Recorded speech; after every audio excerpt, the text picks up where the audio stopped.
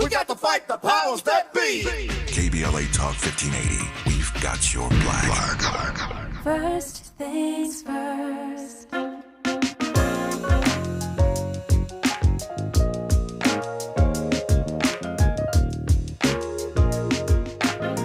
Things first, it's the DU General, Money B. I'ma put you up on the schedule. 6 to 9, 8 weekdays, not too unserious. We got a lot to talk about, so much to pedal through. Unapologetically progressive. Tune to KBLA 1580 to get the mess. We're your ancestors' favorite radio station. First black on talk radio, left side of the nation. Me and Dominique DePrima go way back. Tag Smiley making sure the station stays black. Discussing all the issues in our community. With hopes that black and brown and others find unity. So let's talk about it. Maybe we can improve it. Digital underground, always down with the move.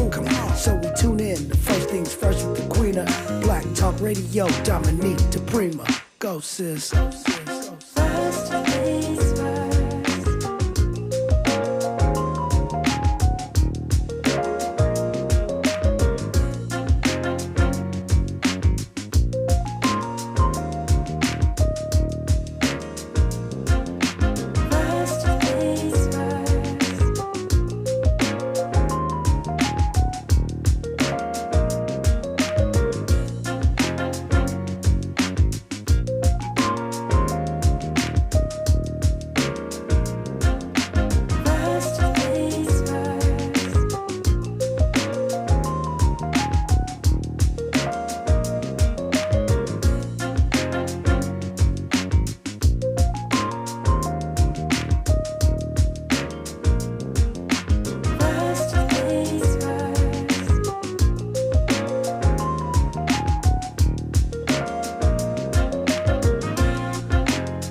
KBLA Talk 1580. Good morning.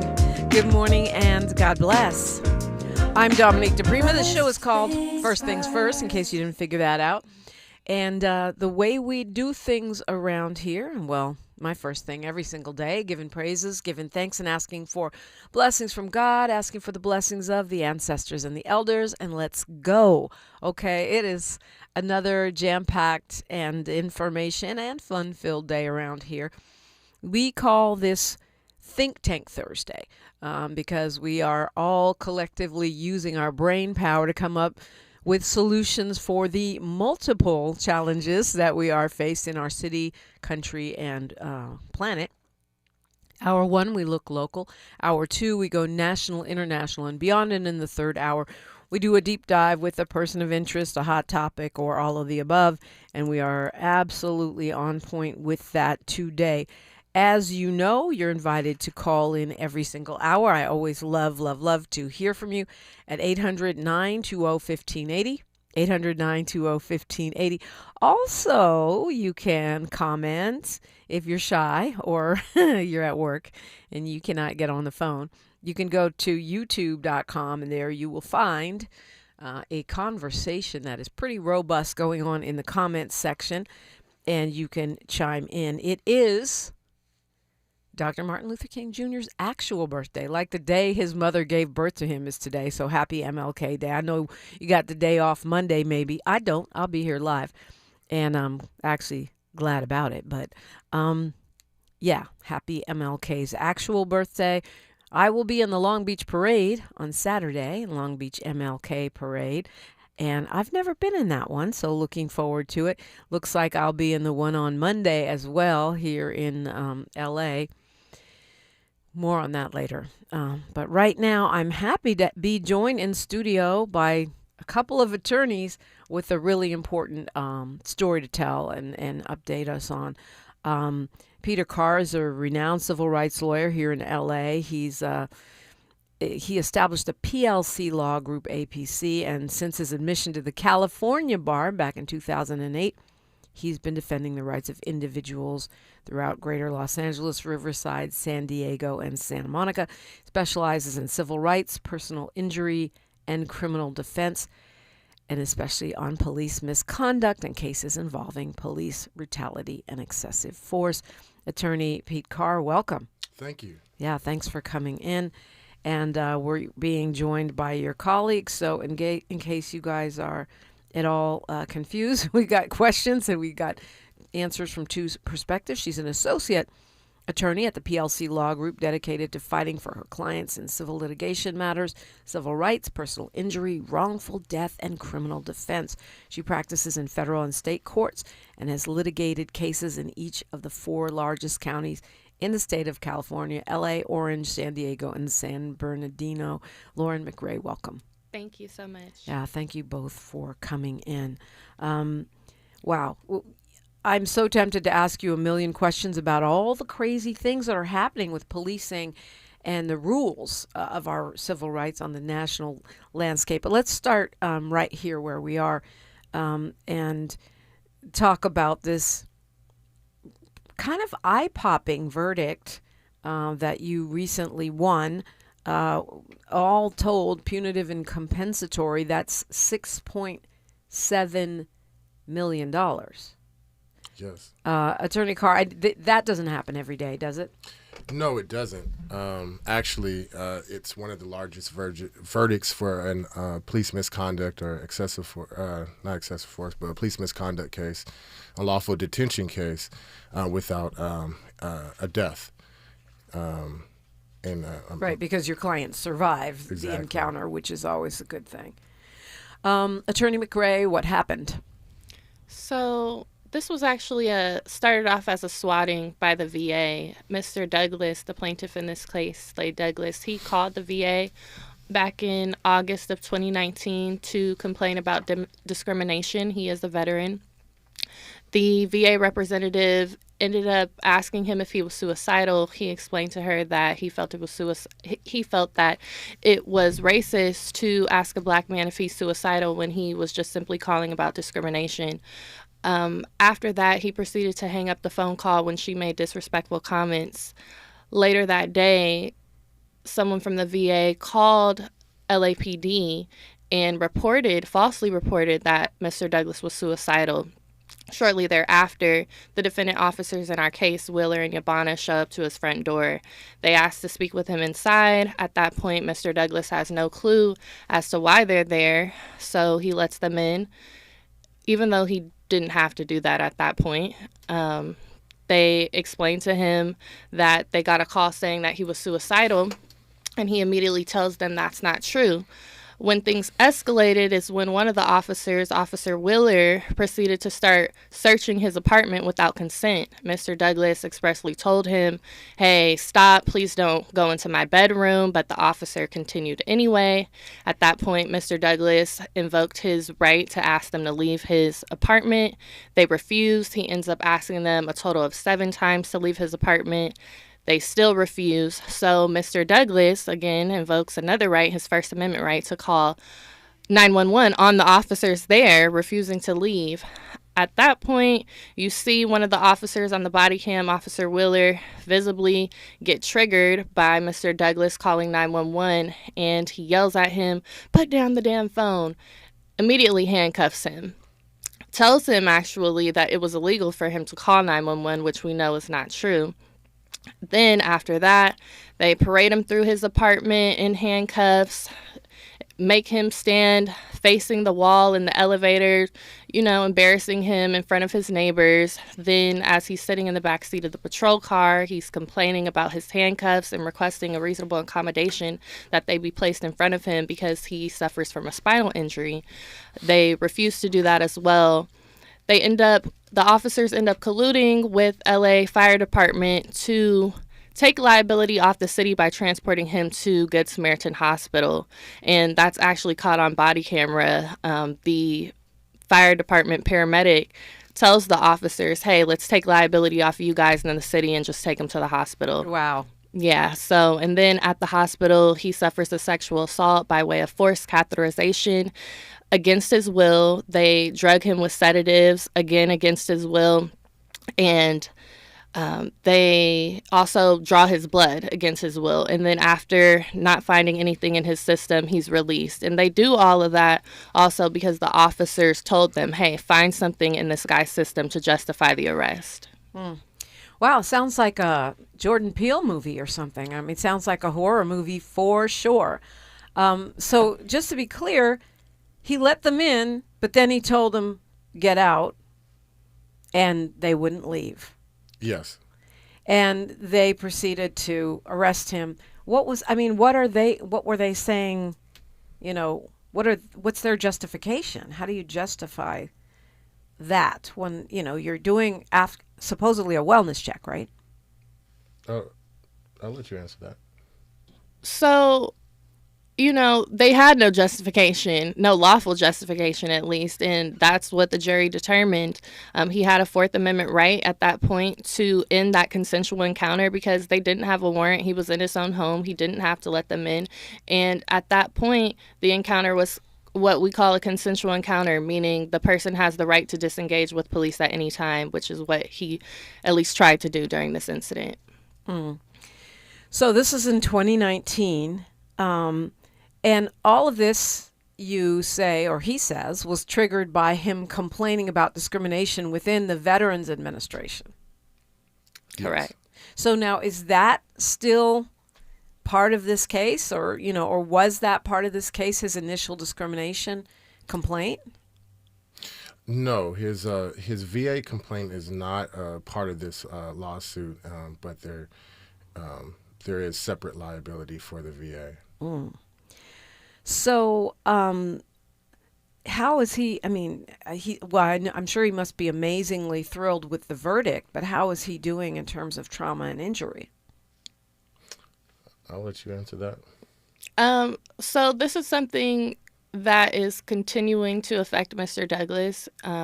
He suffered from PTSD from the military before this, and so this just exacerbated it, compounded the emotional distress, and, this has just been something that he's been living with for the past 6 years almost, and I do believe that with this verdict, he has had, at least from my conversations with him, I believe that he's had some ability to find justice, in our legal system.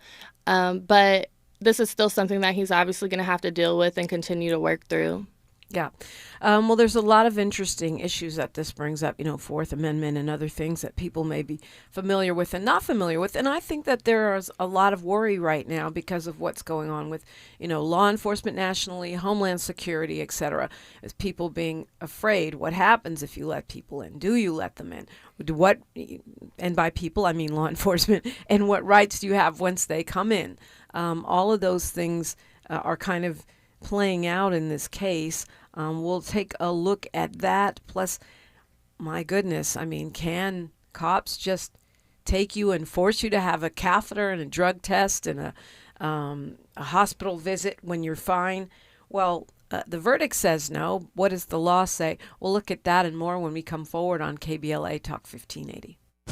She's reclaiming her time on KBLA Talk 1580. More First Things First with Dominic DePrima when we come forward.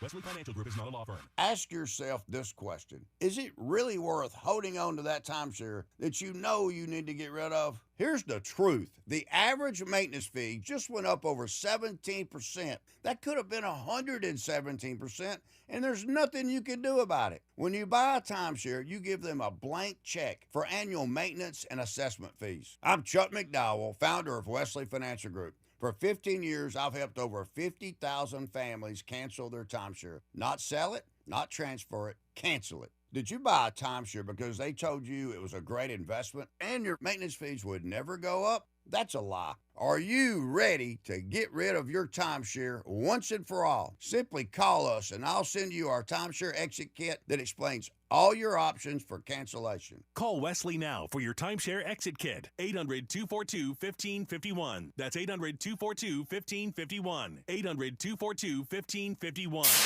KBLA Talk 1580. We've got a lot to talk about. KBLA Talk 1580, connecting you with services and solutions. LA LA County's new Justice Care and Opportunities Department, or JCOD, is here to support justice-involved individuals and their families. The JCOD Support Center is now taking calls at 1-833-LACJCOD. That's 1-833-522-5263. Available 7 days a week from 6 a.m. to 11 p.m., the Support Center is your one-stop shop for re-entry issues and court support. They offer court reminders, connections to local services, transportation assistance for housing, court appearances, and childcare. The JCOD hotline provides personalized help to connect you with services that you need. And don't forget to check out justiceconnect.org for more information. Remember, it's free and available every day at 1-833-522-5263. This is a community call to action from KBLA Talk 1580. KBLA Talk 1580 is pleased to partner with the Empowerment Congress once again for their 34th annual summit. The summit's theme is From Vision to Action, a forum to unlock participatory democracy, and will feature a nonpartisan gubernatorial candidate forum focused on issues of importance to the African American community. The summit is the signature public policy-oriented observance of Dr. Martin Luther King Jr.'s legacy during the national 3-day holiday weekend that celebrates his life. This year's summit will be held on Saturday, January 17th, 2026 at the California Science Center in Exposition Park from 9 to 11 a.m. Admission is free, but registration is required at KBLA1580.com. All major announced candidates for California governor for the Democratic and Republican Party nominations have been invited to participate in the candidate forum, which will be moderated by Tavis Smiley. An all-star panel of journalists will pose questions to the candidates, and the forum will be broadcast live on KBLA Talk 1580. This is going to be a big year for local, state, and national politics. The political pulse of 2026 beats on KBLA Talk 1580. Your ancestors' favorite radio station, and your favorite morning show host. Let's get back to Dominique DePrima right now. Attorney Pete Carr is in studio with me. Attorney Lauren McCrae is in studio with me. We're talking about the case of Slade Douglas III, a veteran who has been awarded $6.7 million by a jury. It's a huge award. You said probably, Attorney Carr, one of the largest, possibly one of the largest ever for a case where the victim lives. And why do you think it was so ginormous? Well, I think that the circumstances that the city knew about the Officer Wheeler's unfitness prior to them allowing him to go to Mr. Douglas's home. And that's what you were talking about when we were off the mic, what you call negligent supervision, which means nothing to both of us, but to most of us, but I'm pretty sure you're going to explain it. Yes. Yes, so 3 days before the trial, defense counsel indicates that Officer Wheeler is unavailable for trial because he's sick. And we inquired as to why, and we learned that he had come to work inebriated. He had drunk. He comes to work drunk. He came to work as drunk. a cop. As an officer, he drove to work drunk. He had a BAC well above the legal limit. And so that was finally reported to Internal Affairs. And blood alcohol content? Blood alcohol content. And that was finally reported to Internal Affairs, and investigation was finally done at that point. We did further discovery, and we found out the city was actually aware that Officer Wheeler had a substance abuse problem dating back to 2004, 2007. And well before this incident this happened. is almost 20 years this guy been drinking on the job? Yes. Well, he was definitely drinking. He definitely had a substance abuse problem. So there could have been other drugs involved as well. It could have been, and we don't know if he was necessarily drinking on the job at that point, but he definitely had a substance abuse problem. We learned through discovery that he actually he had mental health issues. So he was diagnosed with bipolar disorder, schizophrenia, and depression. And he was taking psychotropic medication for those mental health issues while he was drinking heavily. And 2 months before the subject incident, we also learned that his estranged wife at the time had called his commanding officer and indicated that Officer Wheeler had been sending threatening text messages to her, and she was going to get a restraining order. The commanding officer, instead of reporting that to Internal Affairs, struck a deal with her and said, well, if you don't send her, or if you don't file a restraining order against him, we'll send him to BSS, which is Behavioral Science Services. There's psychology or therapist services at the LAPD, and an Alcohol Anonymous program. And so that deal is what that deal is what kept that complaint of spousal, threatening text messages from actually going into the system, going on his record, because it went to BSS instead of going to Internal Affairs. And that's what I believe is what we call manufactured ignorance. So what they're doing is hiding behind confidentiality requirements of HIPAA and saying, oh, we can't disclose this information to Internal Affairs or Personnel Department, but then they're keeping this information hidden from these other departments and from the public as well. So, in looking at this, which I told you off the air, it sounds like an episode of Law and Order. What? He's drinking. He has a substance abuse problem. He was threatening his ex, and they covered it up. Exactly, Andy. What was this? Did you find this was like what I read as a pattern in practice, or something that was common that happened in these kinds of cover-ups? So we actually alleged that in the complaint. We amended the complaint to actually allege a pattern in practice, and the jury didn't find that there was a pattern in practice, in part because this information is hidden. So we can't actually get this information from... I'm laughing because that's so absurd. It's like there could be 30, or there could be 1, or there could be 500 guys with these kinds of problems that are being covered up. Because you don't know that, you can't establish that there's a pattern. Right, and because we can't access that information because of their policies. Their policies don't allow them to share information that they learn that these officers may be unfit with Internal Affairs or the Personnel Department, and that's information that we can access. We can do a subpoena. We can obtain personnel files. We can do a public records request and get Internal Affairs files. I get that HIPAA is supposed to protect us. Nobody wants their personal health stuff in the news. But if you were a Metro bus driver and you were drinking on the job, I'm pretty sure, or you had substance abuse issues, I'm pretty sure you would either be fired or somebody would know, right? Yes. So what is the line there between, the proper protection of our privacy and whether or not you can safely do your job? Yes, well, we believe that the city is inappropriately applying HIPAA, right? So HIPAA does state that you can't disclose certain medical information without consent from the patient, but it allows for certain exceptions for public safety and whatnot. And we believe that this is an issue of serious concern for public safety. To know that an officer may be unwell, unfit for their position, but then allowing them to police and patrol an area with a badge and a gun, and the power and authority to inflict harm and death on individuals is the ultimate public safety. And we believe that they're scapegoating their responsibility to the public, and I think that's what the jury found as well. How did you see things change, Attorney McCrae, when this information came into play in your case? I mean, it's in entertainment we call it Deus ex machina. It's like a hand of God. Here comes what seems like it should be a game changer. Mm-hmm. Yeah, we were personally shocked because this was our first case where we had enough information to succeed on a claim of negligent supervision.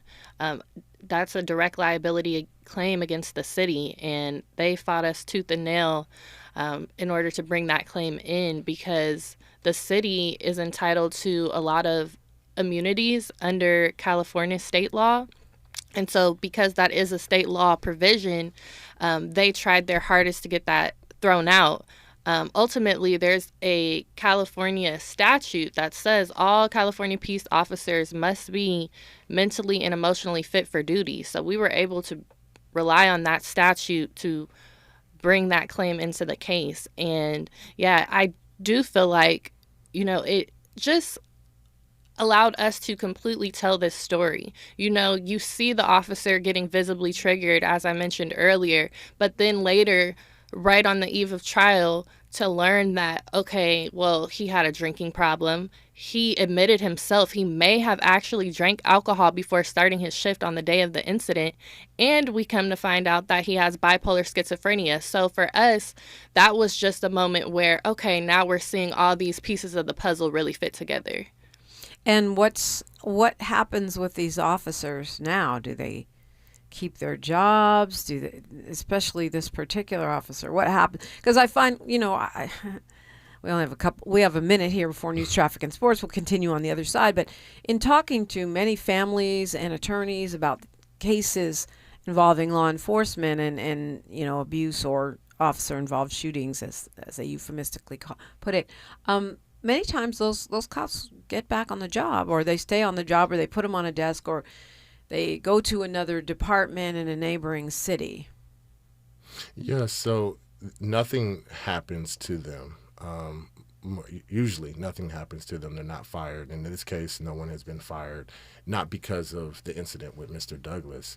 I believe that Officer Wheeler has gotten in trouble because of coming to work drunk 3 days before the trial, but not because of this incident with Mr. Douglas. And it wasn't even properly investigated because of those reasons we talked about. We've got news, traffic, and sports, and we'll continue this conversation. How might these lessons and legalities apply to you and me? That and more on KBLA Talk 1580. Thanks for starting your morning off with a voice that speaks truth to power and the powerless, getting to the heart of what matters most in our community. This is where authentic conversation meets real action. From breaking news and politics to culture and community solutions, this is where you hear perspectives you won't hear anywhere else.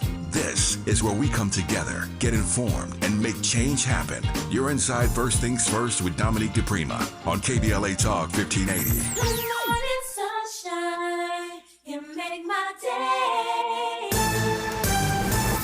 I'm Bree Wood with BIN News Now. One of the last surviving Tuskegee Airmen, Brigadier General Enoch Woody Woodhouse, celebrated his 99th birthday Wednesday in Quincy, Massachusetts, with friends and family. Today, we celebrate a true American hero.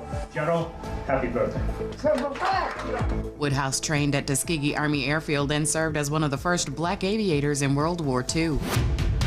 Comedian Drewski is trending for a church-themed skit mocking megachurch culture with flashy fashion, dramatic preaching, and wild money requests. The viral video shows Drewski suspended over a packed sanctuary with smoke, lights, and Kirk Franklin's Revolution blasting. Reactions online are mixed, with some saying he went too far. And J. Cole has announced his 7th and possibly final album, The Fall Off, set for release on February 6th. He debuted a short song snippet in the trailer promoting the project. Get BIN News Now on demand 24/7 on the iHeartRadio app. Taking a look into Mid-City, that earlier wreck is still taking up your right lane, 10 westbound at National Boulevard with slow and go delays starting from La Cienega, as well as in Santa Clarita, 14 southbound before Newhall.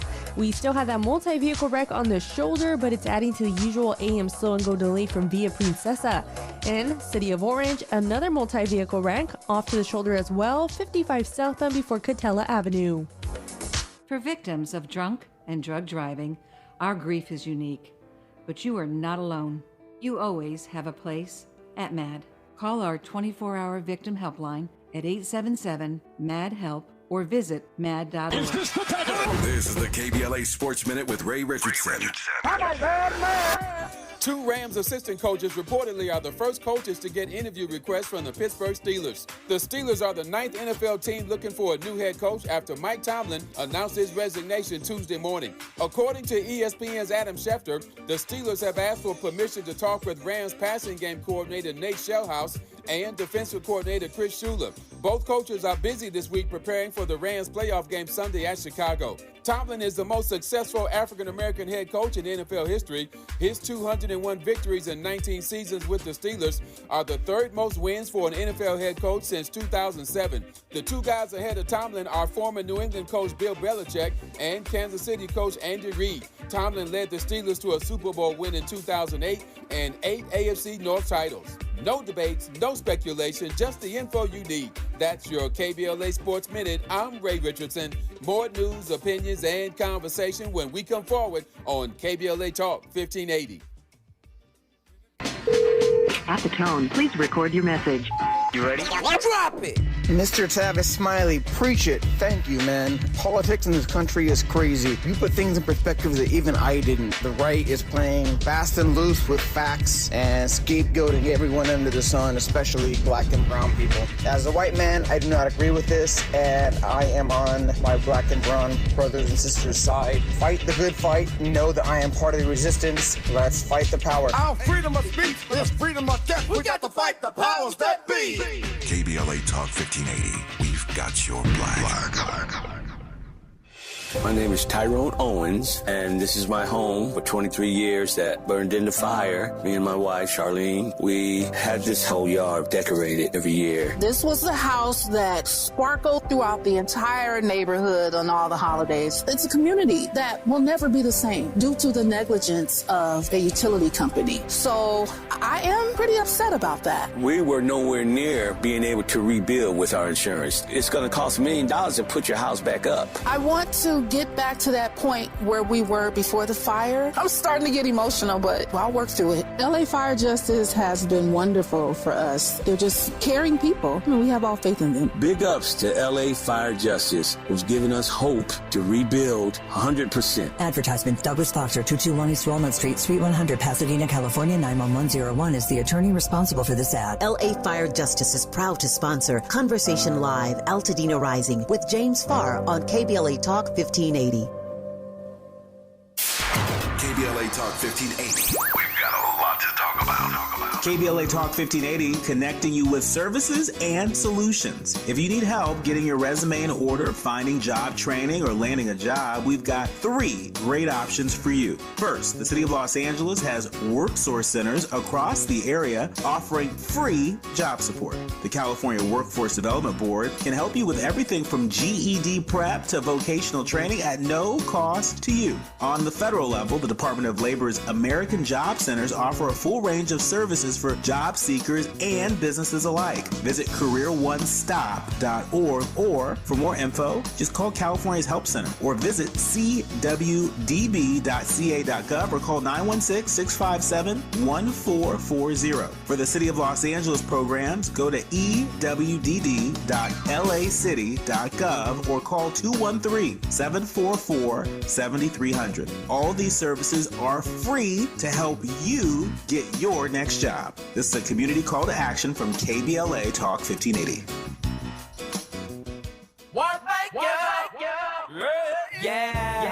The California Crusader newspaper would like to thank all of our subscribers for their support throughout the years, proudly serving the South Los Angeles and South Bay areas for more than 40 years. The California Crusader is a multicultural, black-owned, adjudicated newspaper that focuses on providing newsworthy information to the people in our community.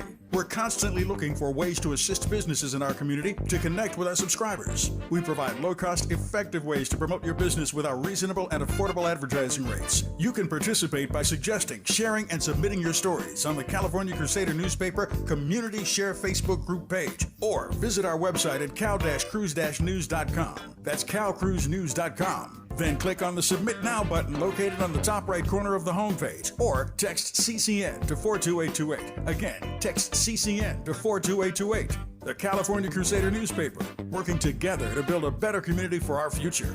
Subscribe today. Thanks for waking up with Dominique DePrima on KBLA Talk 1580. I do appreciate you, and we have a couple of attorneys from PLC Law in the studio, Attorney Pete Carr and Attorney Lauren McCrae. We're talking about the case of Slade Douglas III, a veteran who was recently awarded a pretty massive $6.7 million verdict by a jury because of his encounter with a couple of police officers here in Los Angeles. And, you were kind of explaining this idea of negligent supervision. It sounds like, if someone told me that happened with my kid, I would think they weren't doing their job in oversight as far as these employees. The city was lackadaisical or somehow lacking in their oversight of these employees. Is that a fair definition?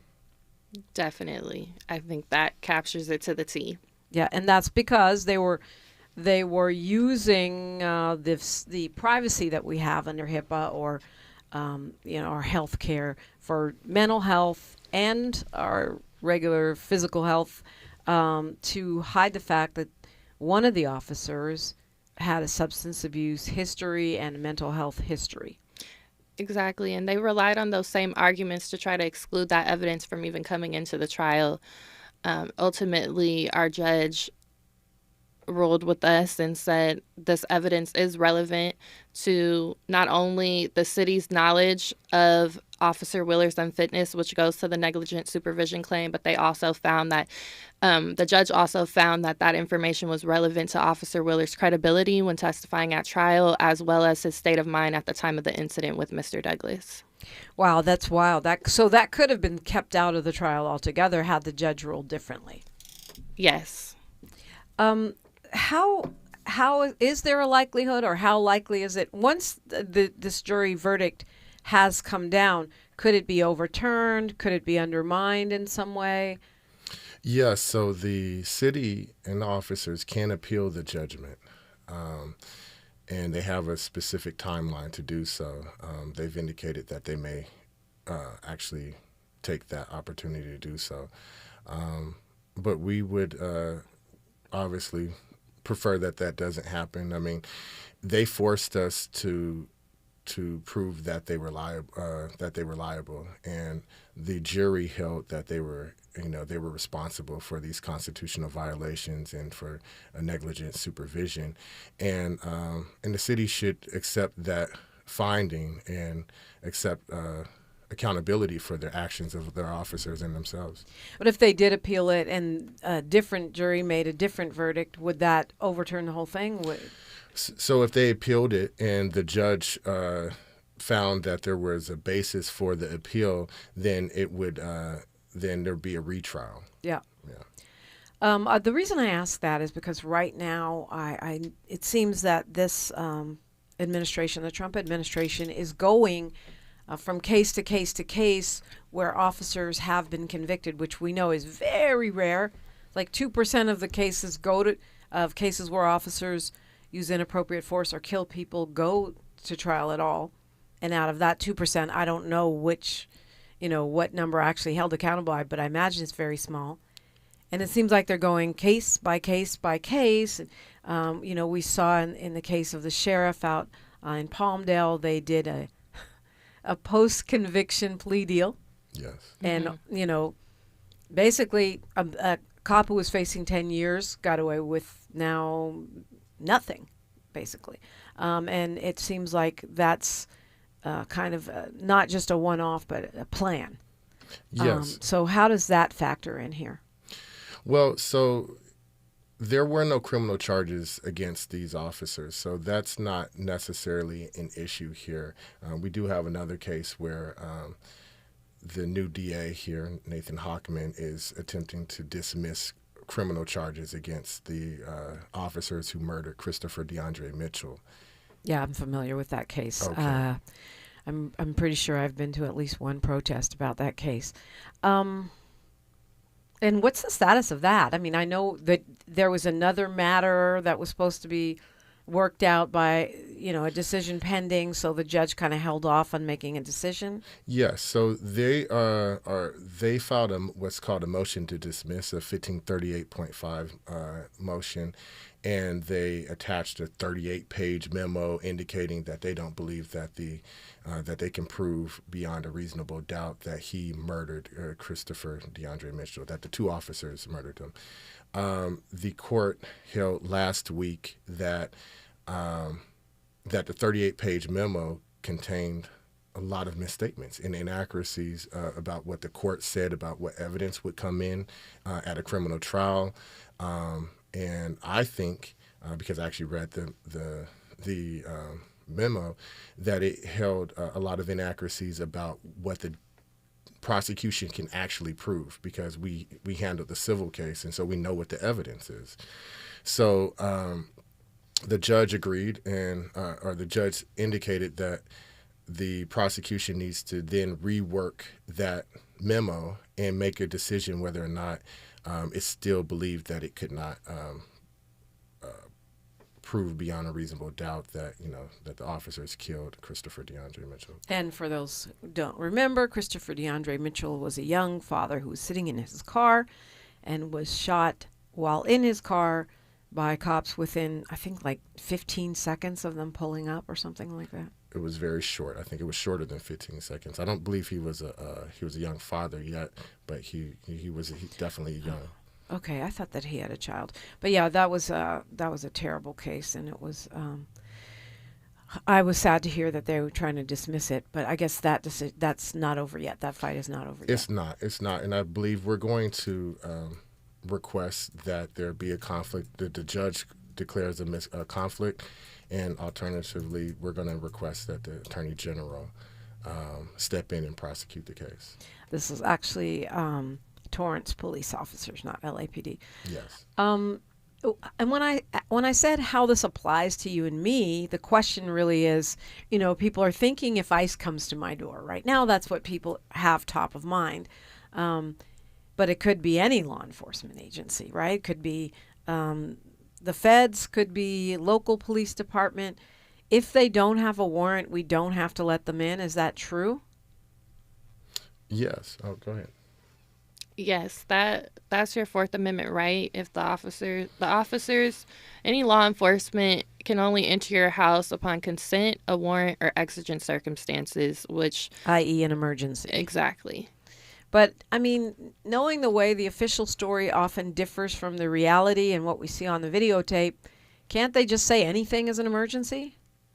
They try to do that, and that's why, we have to hold them accountable. And as we've been discussing, that doesn't happen in the criminal context. So, we're here litigating these cases in the civil sector so that we can get some form of accountability, some form of justice, and hopefully some type of reform. But like in this case, your client, Mr. Douglas, says come on in, and then when he changes his mind, does he still the jury says he still has Fourth Amendment rights, but is that widely recognized by law enforcement? Like, okay, I let you in, now I'm thinking of Sonia Massey right now, right? They come in, they decide to search her house, they set her up to hold a thing of boiling water and then kill her for it. And if I start getting freaked out and say, can you leave now? Is that widely recognized by law enforcement that I have that right? What we have found is that many officers don't know the law themselves. And so I won't say, I'll say that it's not widely known by these officers because they don't know the law. And case in point is, if you watch the video, in this case, Officer Wheeler is telling Slade Douglas that he can't call 911 in front of him, and that's the worst thing that you can do, and that's illegal. And none of those statements are true. Yeah. How would you advise your clients, though? You know what I mean? Like, for me, just being a journalist and all of the cases that I've covered, maybe I'm mixing up, sadly, Christopher with somebody else because there's so many killings, there's so many violations of civil rights. I would never let them in to begin with, but that's me because I've seen so many cases. A lot of folks just need help. I've seen, one of the things I find most tragic is when the families call the police for help, i.e. Sonia Massey, and then they end up getting killed by those same cops, and it happens a lot in mental health cases. What if I'm not in my house? Yeah, what rights do I have then? Your rights differ depending on the location that you're in. Yeah. So when you're walking on the street, your rights differ. When you're in the airport, your rights differ. When you're inside your home, your rights differ. And you're inside your car, your rights differ. So in different locations, you have different rights. Okay, this is gonna maybe sound like a weird question, but I think a lot of activists have been raising this, or some have. I mean, certainly Black Lives Matter has, and I've heard some other attorneys talking about this on social media. Even if the Constitution says you have these rights, the law says you have these rights, does it make sense to say I know my rights when federal Homeland Security, for example, is not recognizing those rights? In other words, do you really have the rights if law enforcement is not acting as if you do? If they're not respecting those rights, do you even have them? I believe you do, and it's important that you assert them, because if you waive them, then they're going to say that you gave consent. They're going to say that you didn't want to realize those rights. So you have to, at every point, protest, and you have to assert your rights. And it's something that we do is to help people assert those rights, and that's why you file lawsuits. Yeah, that makes sense. I mean, it's the opposite version of when you see cops on body cams going, stop resisting, stop resisting. The person's lying there, they might even be dead, and the cop's going, stop resisting, because they're trying to put something on tape that, makes it better for them in court. I mean, that's how I read it. I'm not a lawyer. But your right is to say, hey, these are my rights. I don't consent. I don't consent. Yes. And go ahead.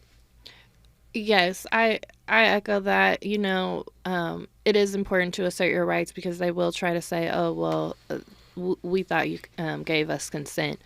The issue which you were raising earlier is that when you do say, hey, I know my rights, that seems to trigger officers. Yeah. And especially ICE officers who seem to have zero training, most of them. Right. Yeah, it's really unfortunate, but this is a long history of abuse of power when it comes to law enforcement, racist policing, and these are institutional issues. So it really comes down to they need better training. They need to actually be disciplined when they are found to violate people's rights. And unfortunately, we're not seeing that, and we will continue to hold them accountable in the civil litigation route. But so it's hard, because you may know your rights, but you also know, hey, if I don't just be chummy with this officer, then he may turn around and just escalate the issue, and what started off as a simple speeding ticket escalates now into me being arrested, tased, even killed. So yeah. Congresswoman Ayanna Pressley has reintroduced her legislation to end qualified immunity. And it seems like maybe, qualified immunity was this sort of made up legal doctrine which makes it where cops don't, it's much harder to prosecute cops. Is that an accurate kind of summary of what it is? Cops and other public servants, because they, are supposedly have to move in certain ways in their jobs, and maybe because of what's happening with ICE now, there's more public sentiment, in support of that. How do you see that? Well, I hope that there is a movement to end qualified immunity. I hoped that there was enough to end qualified immunity because of George Floyd.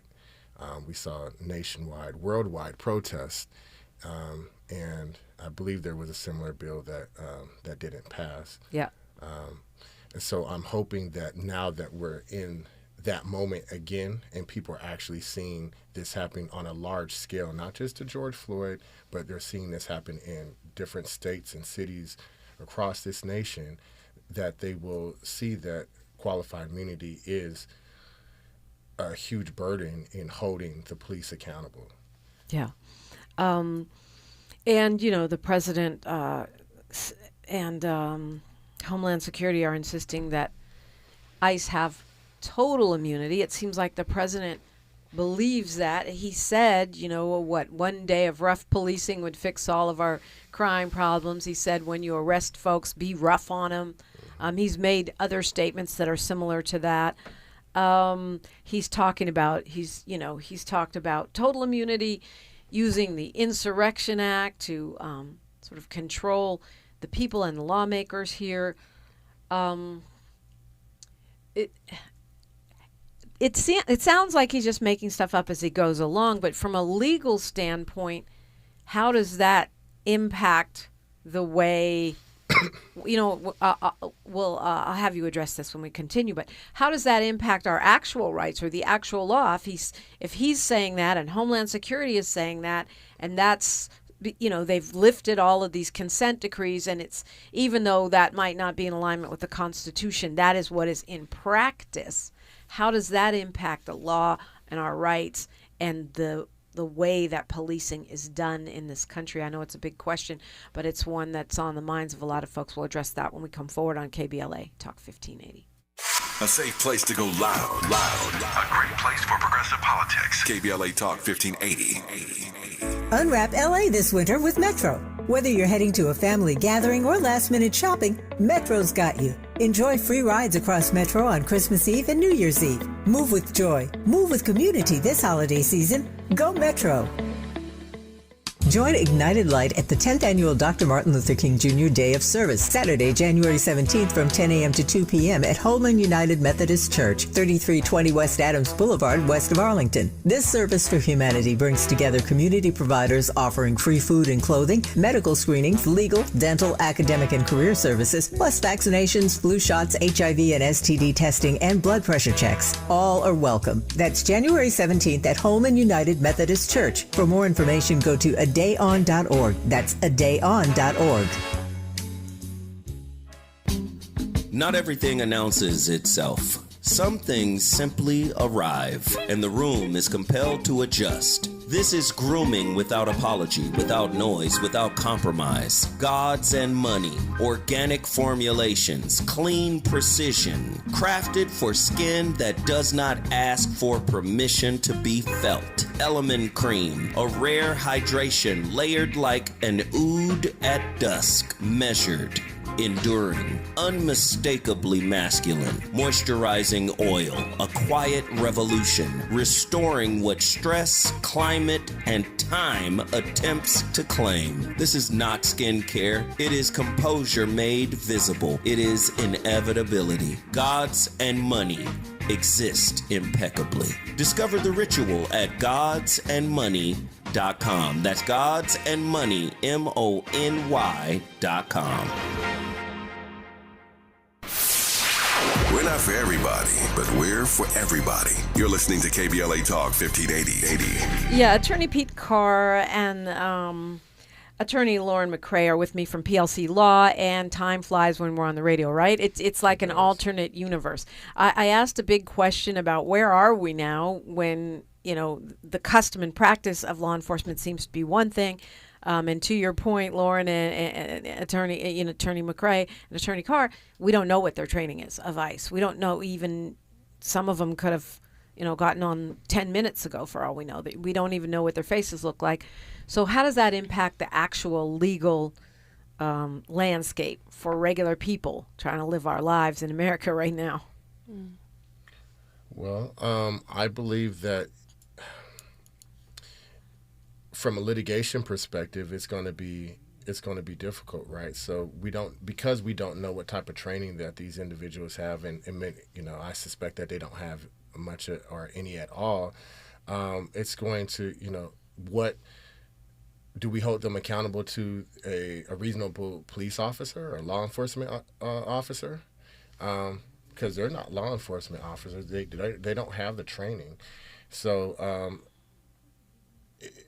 in the context of litigation, I think it's going to be quite interesting. And you also mentioned about the president and the vice president saying that they have absolute immunity for their actions.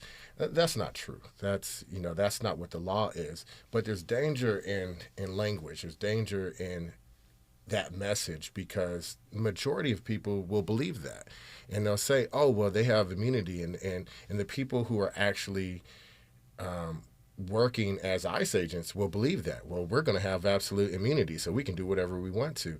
And it's really a top-down. This is from the executive office. This information is coming down. And in my opinion, and what I'm thinking, it creates liability for the executive branch, for the office, for even making these statements and giving them the idea that they can do whatever they want with impunity. Right. And since they don't know the law, they'll be like, well, the president said it.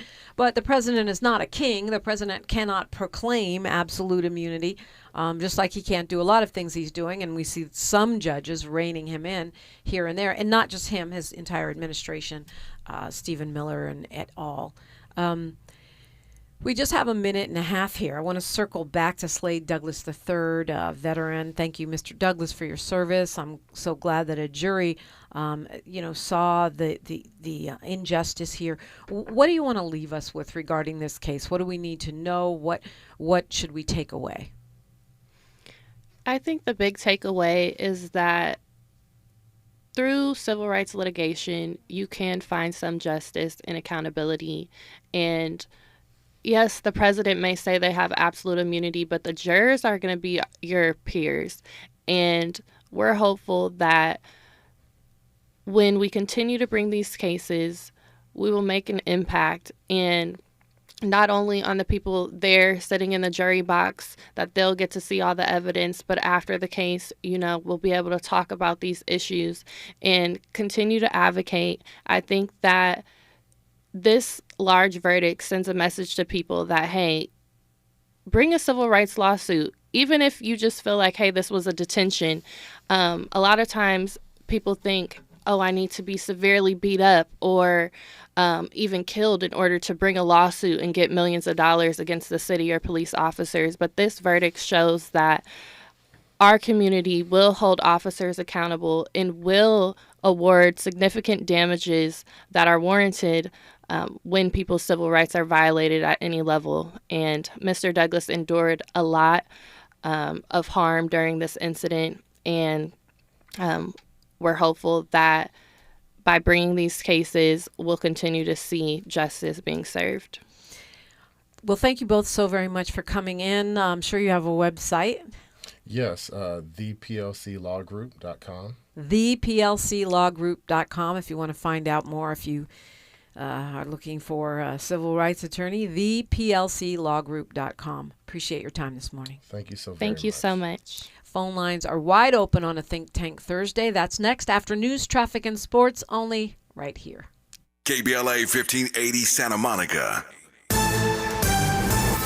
I'm Bree Wood with BIN News Now. A federal court has upheld California's new congressional map approved by voters in November. Republican State Senator Tony Strickland. Elected officials should have to fight for the votes in their district, not decide who they want to represent. In a 2-1 ruling, judges said the districts aren't racially discriminatory. Republicans call the decision troubling and are expected to appeal.